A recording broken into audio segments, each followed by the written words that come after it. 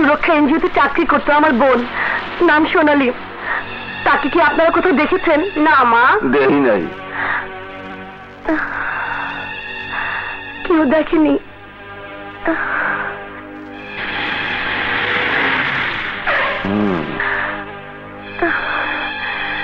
কোথায় খুঁজবো?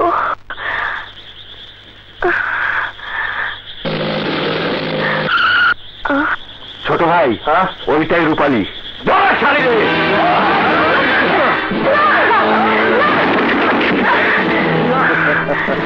তোমরা কি চাও? চাই তোকে, তোকে দিয়ে তোর বেয়াদব বোন সোনালীকে শিক্ষা দেব। না, ছেড়ে দে, ছেড়ে দে বলছি, ছেড়ে দে। না, বাঁচাও, বাঁচাও।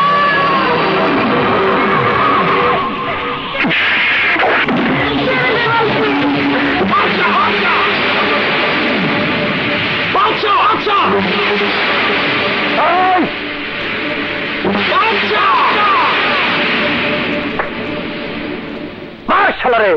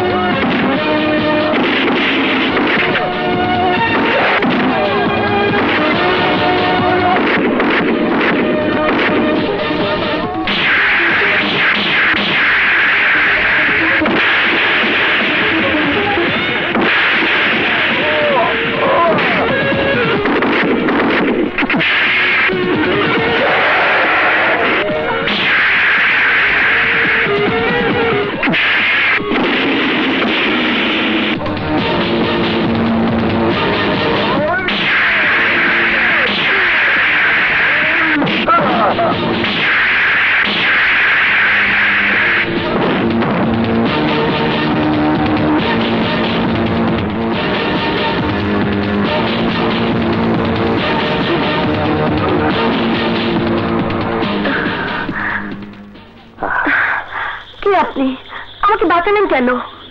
আমি অত্যাচারিত নিপীড়িত মানুষের বন্ধু আর বড় ভাইয়ের শত্রু, নাম বাদশা। আপনি কি দয়া করে আমার আরেকটা উপকার করবেন? আমার বোন সোনালীর কথা বলছেন? আপনি জানেন কি করে? আমি আরো অনেক কিছুই জানি। আপনি শুধু জেনে রাখুন, আপনার বোন অন্যায়ের বিরুদ্ধে যুদ্ধ করছে, তাকে তার যুদ্ধ করতে দিন। কিসের যুদ্ধ? সোনালী এখন কোথায়? আমি একটিবার শুধু তার সাথে দেখা করতে চাই। সম্ভব নয়। দাঁড়ান, আপনাকে বলতেই হবে সোনালী এখন কোথায়। সোনালীর সাথে দেখা না করে আমি ফিরে যাব না। দাঁড়ান বলছি, আমার কথার উত্তর দিন। সোনালী কোথায় আছে বলুন, বলুন।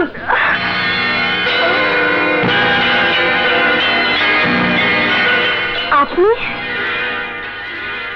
আসুন অবশ্যই। বড় ভাই আত্মার পশুদের দল আমার বোনের জীবনটা এইভাবে নষ্ট করে দিল, অথচ আপনারা কিছুই করলেন না। জানিনি তো, গ্রাম বাংলার লোকেরা খুবই সহজ সরল, এরা ঝামেলার মধ্যে যেতে চায় না। বড় ভাইয়ের বিরুদ্ধে কেউ সাক্ষী দেয়নি, কোনো প্রমাণও নেই, আর তাই বড় ভাই আজও ধরা ছোঁয়ার বাইরে। কিন্তু আপনার বোন সাহসী, সে চুপ করে বসে নেই। গহীন জঙ্গল এক দুর্ধর্ষ বাহিনীতে যোগ দিয়েছে, একের পর এক বড় ভাইয়ের বিভিন্ন আস্তানায় হানা দিচ্ছে। সেদিন তো আরেকটি হলে বড় ভাইকে হত্যাই করে ফেলেছিল। I am really proud of her. ওরা কোথায় আছে আপনি জানেন? না, যখন জানবো আমি নিজেই তখন আপনাকে তার কাছে নিয়ে যাব। সোনালীকে পুরো সহযোগিতা করব। কিন্তু আপনি তো দিনের বেলায় বড় ভাইয়ের কাছের লোক, তার চোখে ধুলো দিতে পারবেন? পারতেই হবে, নয়তো আমার মৃত ভাইয়ের আত্মা আমাকে তাড়া করে ফিরবে, চিৎকার করে তাকে হত্যার প্রতিশোধ দিতে চাইবে। বড় ভাইয়ের বিরুদ্ধে আমিও যদি যুদ্ধে সামিল হতে পারতাম। সেসব পরে হবে, রাত অনেক হয়েছে, আপনি বরং এই রুমে রেস্ট নিন। এই রুমে? হ্যাঁ, বোঝার চেষ্টা করুন। বড় ভাই নজর পড়েছে আপনার উপরে, আপনাকে দিয়ে সে সোনালীকে স্বীকার করতে চায়, তাই রতনপুরের রাস্তাঘাট আপনার জন্য একদম নিরাপদ নয়। কিন্তু আপনি? আমি না হয় বারান্দাতেই শুবো, পাশে বাথরুম, চাইলে ফ্রেশ হতে পারেন, আর টেবিলে খাবার রাখা আছে, খেয়ে নিতে পারেন। আর যদি কোনো কিছু প্রয়োজন হয় জাস্ট কল মি, ওকে?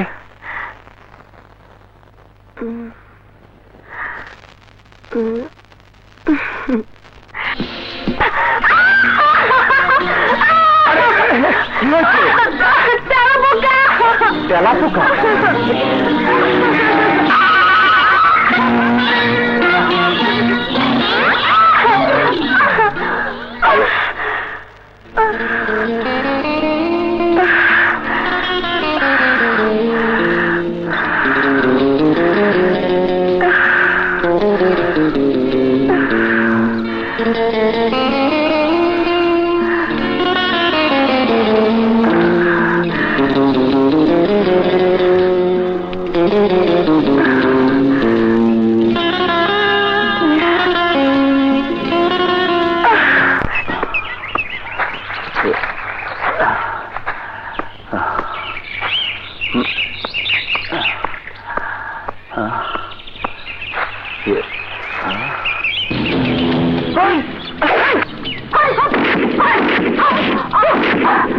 দাঁড়াও, আমি দেখাচ্ছি। হবে, হ্যাঁ।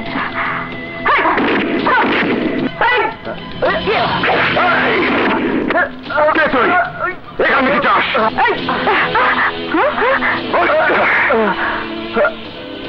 কে তোকে পাঠিয়েছে বল?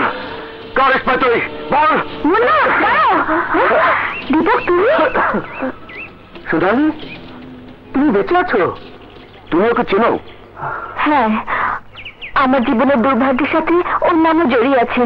ও দীপক, দীপক ও মুন্না, আমার সহযোদ্ধা। সেদিন সুরক্ষা অফিসে বড় ভাইয়ের লোক দীপককে হত্যা করতে চেয়েছিল। সরি দীপক। ঠিক আছে ভাই। দীপক, বাসন্তী কোথায়? বাসন্তী আমার সাথেই আছে। কলাতলি ঝর্ণার পাশে ছোট্ট কুটিরে আমার বাসন্তীকে আমি লুকিয়ে রেখেছি। ওকে বিয়ে করে সংসারী হবার স্বাদ আমার অনেক দিনের। কিন্তু বাসন্তীর একটাই কথা, তোমার আশীর্বাদ না নিয়ে সে আমার বউ হবে না। তাই নাকি? তোমাদের বিয়েতে অবশ্যই আসবো। কবে করছো বিয়ে? আগামীকাল। ভাই, সোনালীর সাথে আপনারাও আসবেন কিন্তু। হ্যাঁ, অবশ্যই আসবো।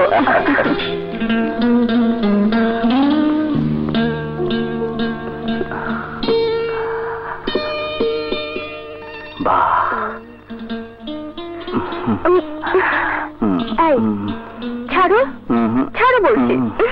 ছাড়ো না, ছাড়ো, ছাড়ো। কি করছো? আমার ঘরের লক্ষ্মীর পুজো দিচ্ছি। পুজো না ছাই? ছাড়ো, ছাড়ো বলছি। এই, দেরি হয়ে যাচ্ছে। লগ্ন পেরিয়ে গেলে কি করে বিয়ে করবে শুনি?